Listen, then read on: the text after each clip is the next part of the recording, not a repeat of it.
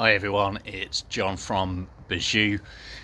We're now officially into autumn, and the grass is starting to slow, which is nice. So you will be hearing less of the mower in your gardens, but it will certainly empower me to get into the borders more. So there's areas like this area behind me that has got a lot of weeds that have just become established over the summer.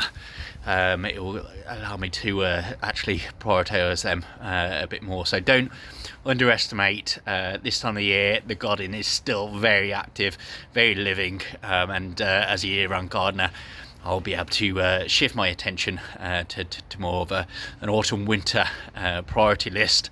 For some of you, that might be climbing roses, it might be weeding borders, it might be getting on top of some of the shrubs, even climbers that haven't need some additional attention, whether that be for the fixings or they just need taming. Okay. Lovely to see you all in your gardens, and I hope to see you soon.